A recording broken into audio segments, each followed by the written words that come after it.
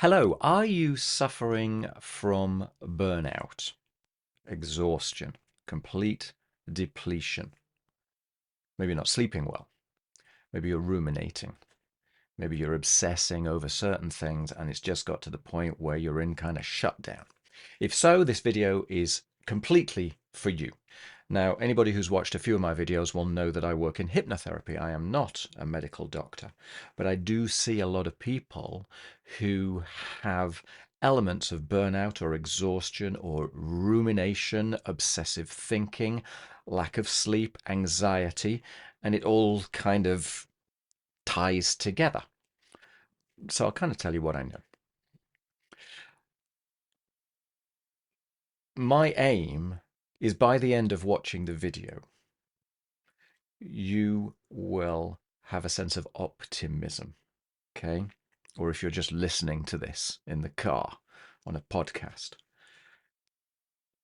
you will have a sense of a pathway forwards. That's what I'm looking for. This is not just pontificating. I want you to get to the point where you feel reasonably confident that you know how you might get out of this pit of burnout. Notwithstanding the fact, of course, that I don't know who is looking at the video and everybody's circumstances are individual, but there are things that you can bring to bear which appear to be broadly applicable. Okay, so I don't know, but let's begin with a little dream, a little what if, a little wouldn't it be nice to think that. So if you can just imagine what it would be like to have a lightness about you, to have a sense of energy about you, to feel as though you have choices, as though you can actually be free to think what you think, to do what you do, to be what you are, and not have to make excuses, to trust in yourself, to understand the way that you are, to be able to reflect upon that, but also distance yourself a little bit and maybe even get to the point of laughing about it. If any of that would be appealing, then watch on. The reason, as I said, that I'm doing this is because somebody asked for a doctor. And I know why people, because, I would do the same. If you're feeling completely out of sorts and you don't know what to do, then you're going to reach out for solutions. And the first thing that you're going to reach out for is something which appears, scientific. It appears rigorous, tested, trustworthy, provable. Most of psychotherapy, if we consider the way that psychotherapy occurs today, it comes from a root of free association, okay, from Freud. But interestingly, Freud's entire construction of free association actually came out from prior experience in hypnosis.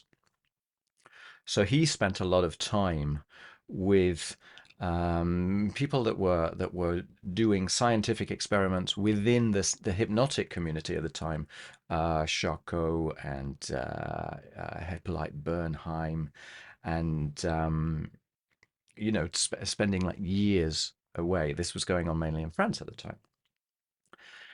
And apparently the story goes that he wasn't particularly quick in being able to hypnotize people, and therefore it was taking too long. And so he had to come up with something else. And so what he thought was, in order to access the subconscious, rather than doing it through this hypnotic approach, which was taking him too long to do, how about if you excite the imagination? And so he created free association. Apparently, that's kind of the motivation that came behind it. And as time has gone on, we have developed a nuance to that, and a lot of what Freud stood for at the time we've kind of dismissed, and we've come out now these days. We've got cognitive psychological therapies, CBT, um, which is kind of okay, what is our cognition? What is our perception on our situation? What is our meaning? What meaning are we making from our situation? What is our interpretation of events? Or you can go down the behavioral route, okay? The way to change my perspectives is by doing something different, observing a different result, and coming to a new conclusion, okay? Then you get CBT, which is obviously cognitive and behavioral. And it seems to be reasonably effective in actual fact with certain types of, well, depression more than burnout per se. The other one, which is very useful from a psychotherapeutic perspective, is anything which is interpersonal, because we as individuals, well, we are social beings, right? We understand ourselves from the perspective of that within which we interact, the social sphere within which we interact. And so if you can get a new perspective from a new social environment or an improved social environment, which shaking things up, you come to new conclusions, you have different experiences, and suddenly you can rewrite your stories again. Okay. But with all of those, the useful elements of the psychotherapeutic techniques are when it's active, okay, when you are doing, not when you're thinking, not when you're ruminating, right? If you're burned out and you're exhausted and you are ruminating, well, you tend to focus on the negatives, and where focus goes, energy flows, right? Your brain is a goal seeking mechanism, organism. And so if you look for the negative, you're going to give yourself a goal to find, and therefore you will find the negative. Okay. So the ways that psychotherapeutic techniques work best is when they are engaged in getting you to do new stuff so that you come to new conclusions. Okay. But the other thing which frequently comes alongside that are some kind of drugs, okay, some kind of medication. So I, I'm not a doctor, okay? I cannot give you a clinical opinion on medication. So what I would rather you do is you go and have a look at the evidence yourself. And there's one in particular which I have found illuminating, which is by a doctor in the US called Irving Kirsch. And he has written a book called The Emperor's New Drugs. And it basically kind of tracks the exponential growth, well, really since kind of the 60s, of antidepressants, at the same time that there has been an exponential growth in depression. And the conclusion, or one of the conclusions, the kind of the conclusion that I drew most from what he wrote, is that for a start off, when it comes to scientific appraisal of a drug, we speak in a bell curve of potential outcomes. Yeah. So it tends to come like that. And you kind of generalize, you take a large segment of the population, well, as large as you can, you give half of them the drug, you give the other half a placebo, and then you see what the difference is in the outcome, and you see if that's statistically significant or not. So, from an individual's perspective, one thing that is absolutely massive in that is that nobody is the average. We all have an individual experience. So, even if the science tells you that on average X happens, in practice, you are going to be anywhere on that spectrum, right?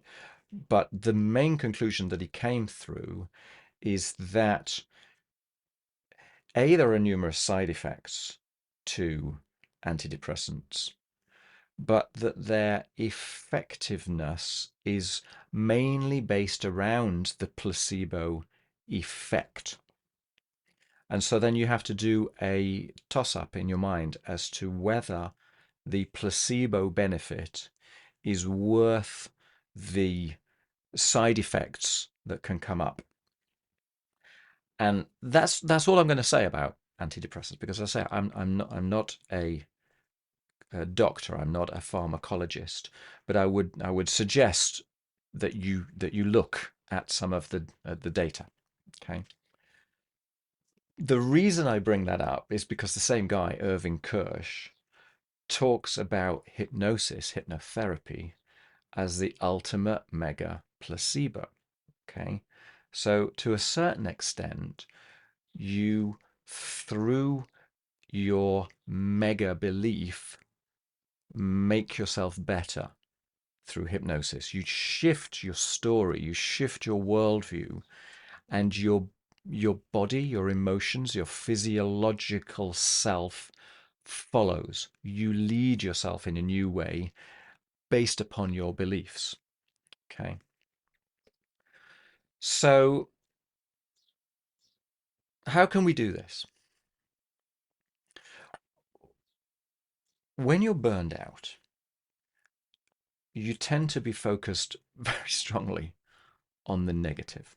Okay. I've done another video on willpower, and willpower is a finite resource which you deplete over the course of the day, over the course of your actions that require willpower. So if you're already burned out, if you're already in a state of exhaustion, there's not much willpower in the pot to begin with, never mind when you use it over the course of the day. Okay, because really, what is burnout? It's when you have tried and tried and tried and tried, and you've ignored the messages from your body to a certain extent, and you've pushed more and more and more, maybe for your own goals, maybe to please other people, but for whatever reason, you're trying over and over again, ad infinitum, ad nauseum, until your body takes over and says, enough is enough. What we're doing isn't working. I need to rest. And so you are forced to pay attention, whereas before you were just kind of taking another cup of coffee sort of approach. You were constantly kind of battering through. Now, that's my story of burnout anyway, and I accept that that's just one of many stories. So I apologize if that's not your story, but you get to a certain point where you cannot continue to place the same amount of energy going forward as you have done, because to a certain extent your body's just kind of taken over and said stop. Now, when you're at that state, it's very hard to then draw upon resources to give you a positive expectancy. Okay, you're in a state of shock or in a state of exhaustion. You tend to look at what brought you where you are and see the bad in that. And we already know, generally speaking, if if you hear something bad or you think something bad, it typically takes about 6 or 7 good things to counteract that one bad thing. Okay, I don't know if you can relate. Maybe back at school, and you'd been given an appraisal, right? And maybe 90% of the appraisal was so positive. Yes, such and such is good at this and this and this and this and this and this and this and this. But if only they could, and everything that went before is destroyed by the but. Okay, we are a risk management animal. So when you have a weight of negative experience which has led you to where you are today, to pull yourself back to a state of positive expectancy would be like dragging yourself up a sheer cliff, is what I'm saying. It's very hard to do. It's very hard to do normally, never mind when you're already in a very tough place, you know. So often depression, which is very similar in actual fact to burnout, okay, because depression is also, it is depressed state as opposed to expressed state. Burnout is when you are depressed. Yeah, so there's a lot of correlations between the two. It's based around a negative expectancy, a negative interpretation of whatever it is that you've been on, and a negative self-evaluation conclusion.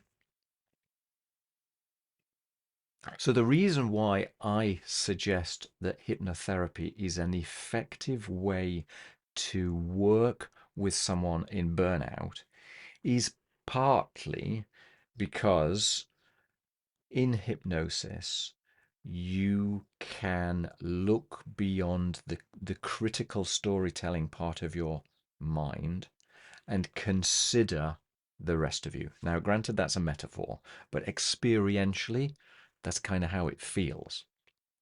So rather than this chattering part of you that's going over everything that's gone wrong, how exhausted you are, and how you're kind of no good,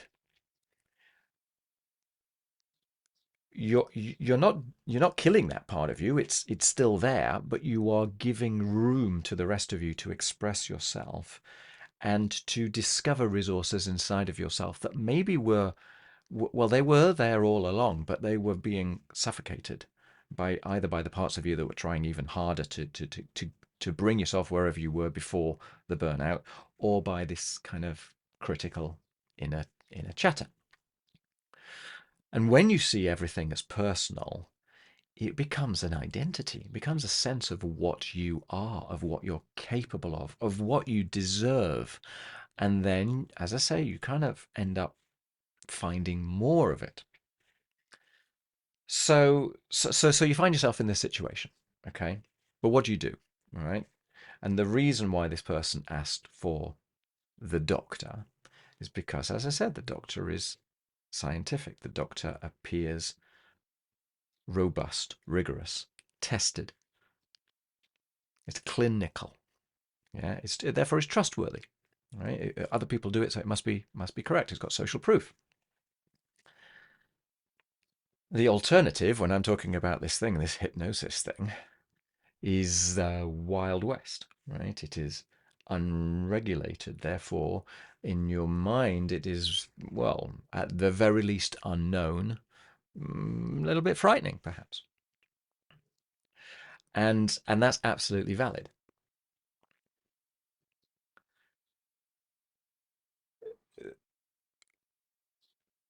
But just because there are nonsensical characters out there, let's say, that are professing to do hypnosis, doesn't mean you should throw the baby out with the bathwater. There is a lot of benefit if you can utilize the tool, learn the tool from someone that does it well. So you must do your homework, but don't dismiss it, I guess is what I'm saying. You can even, if you are so inclined, look to the science, look to the proof of what it is about hypnotherapy that works. But basically talk to people that know what they're doing, knowing what they're talking about. I'm going to do a separate video, in actual fact, speaking expressly about how to find a therapist, what it is to look for in finding a therapist that will help you on that journey. But anyway, that's for a separate subject. Okay, so how can, and I appreciate that means I'm now plugging hypnotherapy, but it is what I know most about, so I apologize. How can hypnotherapy work? Burnout or depression, as I said, is a combination of factors, some of which are biological, some of which are physiological, some of which are sociological. They are perceptions of emotions which are fitted into the story that you have about yourself. I said when you're exhausted, it's impossible to use your willpower because you're not strong enough. Okay, so first thing, why is all of that? Because your sleep suffers. Your sleep suffers enormously. You tend to ruminate over the problems that are going on. You tend to be anxious, scared, powerless, have lost a sense of control, and this tends to come up most of all at night. So, first thing is to reduce that fatigue. Okay, if you're not sleeping well at night, you are compounding the fatigue that the in actual fact that your body kind of said, I need to rest, but then your brain is getting in the way and saying yes but yes but yes but yes but. Brain is trying to solve something that your body has actually taken over. So it's very, very hard to solve that mentally. But that's what tends to happen, and it tends to happen at night. So insomnia is both a symptom of burnout or depression, but it's also a compounding risk factor, let's call it. So, how can you get back on your side so that you can sleep better? Because until you're sleeping better and eating better, your physiology can't begin to rebuild itself. And there are lots and lots of ways of helping to sleep better. But obviously the one that I'm most in love with is hypnosis. So if I can't sleep at night, I in the night put myself into self-hypnosis and I tell myself to sleep. And it works. It's, it's one of the most wonderful tools I've ever discovered in my whole life. you basically what we're saying is you need a mechanism, a switch, which allows you to choose to slow down at the time that is right for you, so that when it's nighttime, you are able to curtail your rumination. You're able to compartmentalize the things that you're thinking about so that the problems, you can compartmentalize them, you can put them in a box and you can say, look, in the middle of the night, this is not the best time for me to solve this problem. I need to have a degree of clarity of mind to solve this problem. In order to do that, I need to sleep. So please put this in a box, park it over there, and we'll think about that tomorrow when I've got more energy. That's sort of an approach. Okay, so that you can separate your problem solving time from your sleep time.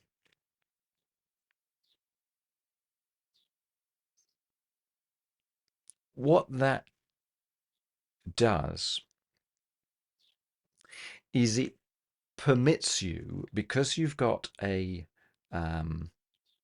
more robust physiology because you're well rested, it gives you the ability to build a degree of realism into your life, almost a kind of fatalism, maybe even a sense of cynicism, okay, that life's events are going to occur, but that you can place them into a context, you can understand them, and you can kind of position them in a place. Imagine that your whole body had a perspex box around it that was your filing cabinet, okay? And you have these issues, conundrums, conflicts, problems, which have been weighing down and which seem to be everywhere. And then the noise gets on top of it, and the whole thing is overwhelming, and you sink into this exhaustion. And instead, you take each one of these conundrums or problems or challenges or goals or whatever you want to call it, and you slot it into a particular part of the filing cabinet of this Perspex box. What you're doing is you are itemizing and compartmentalizing rather than generalizing. So suddenly it's something that felt like everything is an aspect, it's a part, and you can distance yourself. And when I say that to you, I can feel that in my body. I can actually feel a sense of relief, a sense of release as I put things metaphorically in the story of my mind into a box and put it to the side. when you stop globalizing and you start localizing on your issues, it's it's allowing you to start to understand how you perceive things and how you respond to those things. And rather than them being everywhere in a massive noise of confusion, when you can start to put them into individual boxes and notice how you respond to that, you gain a sense of, well, understanding of yourself, self perception, but also you kind of get a tool for emotional control because you can bring it out of the box when you want and you can put it back in the box when you want. And so you're starting to understand perceptively, experientially, how to more usefully perceive things. You come to have a more accurate appreciation of situations. Okay, you you put things into their correct context, let's say, and you learn from them rather than being triggered into fight, flight, freeze because there's so much going on at the same time. And so you can end up with a sense of self-regulation. Yeah. So you can choose your behaviors. I talk an awful lot in my videos about having a choice, right? That it might take a long time to get to the point where you feel as though you have choices. But the choice itself takes a split second. It takes a single decision, which is instantaneous, and so in so doing, you are enabling yourself to relate better to yourself and to all of you, and to start to understand the strengths that you can draw upon when you wish. Now, someone described, and I can't remember who it was, but somebody described hypnosis as believed in imagination. And that in itself is a hypnotic phrase, okay? Believed in imagination. So you are suspending your disbelief. You are wrapping your mind around a certain idea and going with it, even if another part of you knows that it might not be true, because it's beneficial. Okay. Now, a person in burnout or in depression is doing the same thing. They're also hypnotizing themselves, but in the opposite manner. So they are imagining the negativity, they are imagining all the problems, they are building them up, and they are believing in their story. So you can consider depression or burnout as a negative trance as much as you might consider repeating mantras and positive thinking as a positive trance, neither of which are particularly real. The question is, if you can get to the point where you can start to understand yourself and the whole thing is a story, which stories are you going to draw upon in order to live your life in a way which feels good for you? Which means accepting that actually everything is a bit ambiguous. Nothing is quite as real as we think it is, and that what we think we know, we might be completely and utterly mistaken about. And that's a very difficult thing, okay? And especially when you're suffering from burnout, because the only thing that you're kind of hanging on is your sense of reality. Other stuff is falling around about you, and so you're trying to take a grip on whatever it's possible to control. Right now, I've done another video, in actual fact, on being a control freak, because the only way that you can truly feel in control is when you trust yourself sufficient to actually let go of control, in the knowledge that you can regrasp the control if you choose to do so, but that you don't need to constantly be in control. So what that means is you need this sense that ambiguity, that what you don't know is part of life, and that you don't have to be right all the time, and you don't need to prove that. You can observe yourself uh, and come to conclusions based around that. Okay, so I don't want to tell you what you should do. All I'm saying is that whatever it is that the rail that you are currently running on, which you kind of tried harder and harder to the point where you ended up exhausted, maybe still feels as though that's what you should be doing. But there are many, many other ways to skin a cat if you're prepared to get out from behind the story that you're currently telling yourself. Most people's inclination when something doesn't work is to do it again, do it more, try harder. Another one of the reasons why I love hypnotherapy is that it gives you a different perspective on yourself. You're listening to the rest of you, and so you can come to new conclusions, because that part of you that's telling you to try harder, well, that's the conscious critical bit, which is just kind of sat in the passenger seat.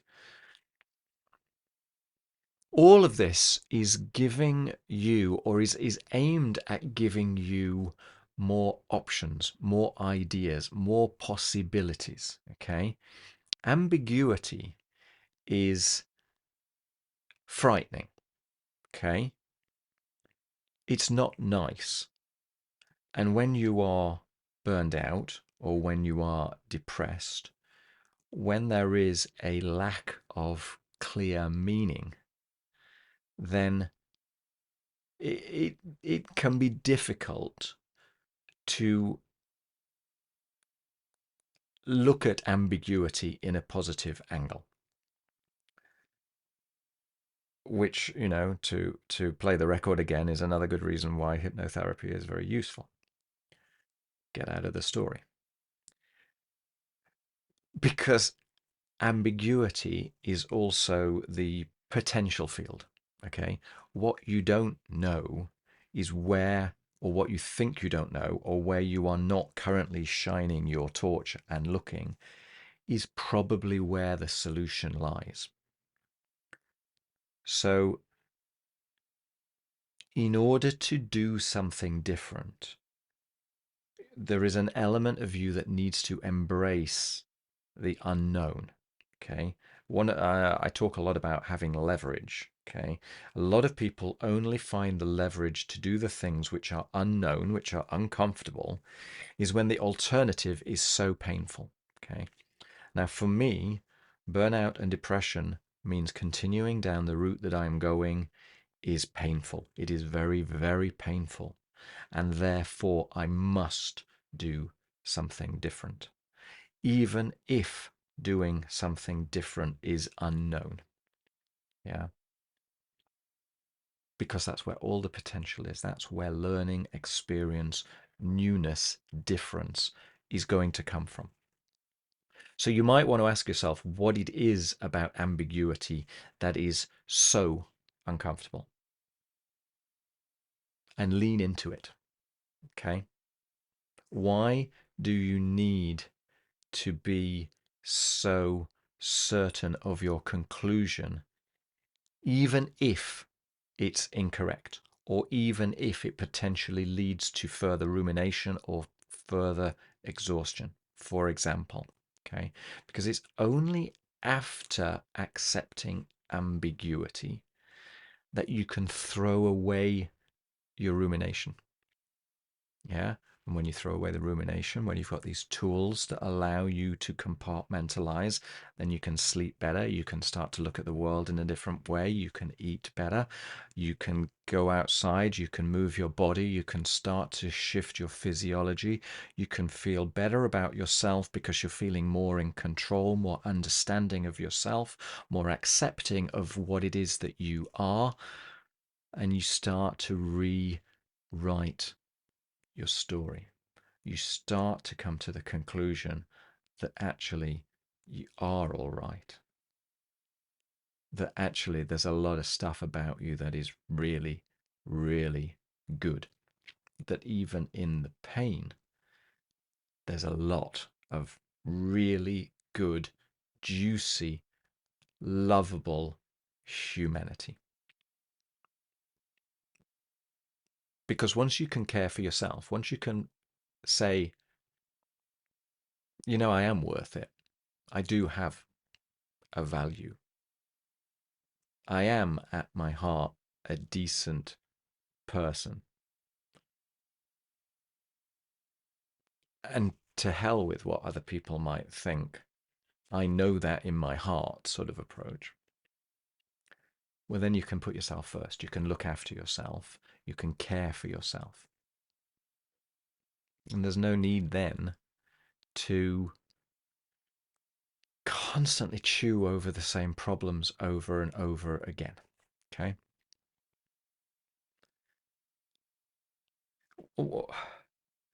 It's human nature to seek answers. Okay? We are a pattern matching organism, brain. Okay, we use rules of thumb. We haven't got enough brain capacity consciously to examine every single facet of every single problem.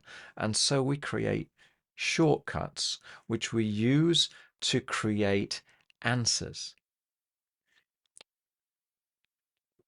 But the real skill behind it is coming to understand when you are using those rules of thumb, when you are effectively guessing, assuming, making massive assumptions which you come to hang the hooks of your reality upon, and you think you know it.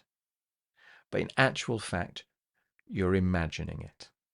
And there are many explanations, there are many guesses that you'll never know for sure, that it's all right to be wrong. It's all right to be conflicted. It's all right to be able to say, I don't know. Sometimes, can you imagine the number of times in your life where you wished somebody else, instead of telling you what they thought they knew, they just said to you openly and honestly, I don't know. Can you imagine how much easier life would be if the only information that you got from people was the truth, the rigorously tested truth, rather than their interpretation of what it was? Because you could work with that. Yeah. What I'm saying is do that for yourself. So when there are times when you don't know, it's better to not know than to blather about what you think you know and to hang your knowledge on that. Another way you might want to think about it is just consider all the times in your life, and then bound to be some, because it's the way with everybody, where you've been completely and utterly, totally dead wrong. Completely and utterly mistaken on something that you were really sure about. Yeah. If that can happen, then it can happen anytime, because that's just the nature of what it is that we want. We chase certainty, we chase understanding. So it's useful, therefore, no matter when these conundrums come up that are pulling you in different directions, yeah, conflicts, paralysis, what could this also mean?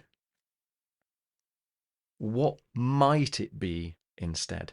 You can say the same thing when you're in a massive argument with someone else, okay? Having a huge heated argument, and you're certain that you're right and you're certain that they're wrong, okay? And there is no benefit from that whatsoever. One of the easiest ways is to just say to yourself, is there 5% of what this person that I completely disagree with, is there 5% of what they're saying that could be right? Because normally there is, right? If there wasn't any element of what they were thinking that wasn't right, then they wouldn't be defending their position, right? It's all getting back to understanding yourself, knowing how you come to the conclusions that you do, that they're based on an awful lot of experiences that have brought you to where you are today, but that your interpretation is a choice. and the things that you have concluded, although they feel just like you, they're only one of a myriad of yous. Yeah. I think I'll stop there. Okay. If that resonates,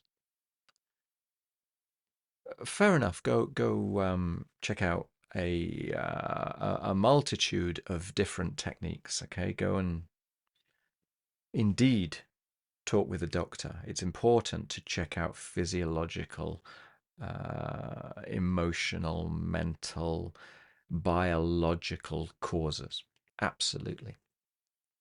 But also consider what it is which is creating your conclusions, which are driving the way that you think and act. Okay? We all have inside of us the required experiences to get ourselves out of the situation that we're currently in. We have the personal resources. Everybody has the personal resources inside of themselves, even if it's only that they read it in a book or saw it on a film, right? But we've all had experiences that we've learned from. It just depends upon where you shine your light, where you're focusing. What are you looking at? Okay?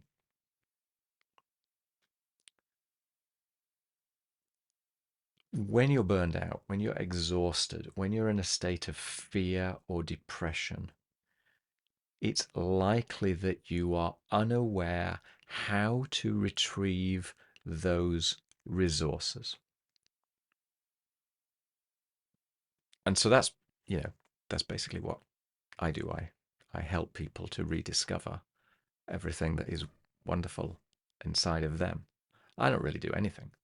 I am the guide. I help them feel secure. Or I help you, if you want to make it personal, feel strong enough to discover yourself so that you become you. You become a true multidimensional person that you like, that you relate to, that you feel an affinity and a thankfulness, a gratitude, a, a peace with. And I know it sounds weird, but it's already inside of you. And so the process appears revelatory. It appears almost like a rebirth. It appears exhilarating when it occurs because you're throwing away this bag of bricks which is sat on your back and feeling free, feeling that you can expand your chest and breathe and look almost almost in a childlike fashion at what you thought you knew. So it feels new, it feels wild, it feels totally alive when it occurs. But after a while, what you come to conclude is that actually you were just off track and you're now remembering yourself. And you're actually coming home to yourself, to the essence of what you kind of always were, somehow, inexplicably. And with that sense of coming home, the sky's the limit. All right. Thanks for watching or listening. And I hope that's of comfort. I hope it gives you some pointers if you are experiencing burnout. If you've watched the video and you've been sorry, if you've been through this sort of experience and you've pulled yourself out, I would love you to write some comments and explain and express your experience, because that'll be really, really useful for people that are going through this. See if what I'm talking about resonates, or if you've got a completely different perspective. That's absolutely fine too.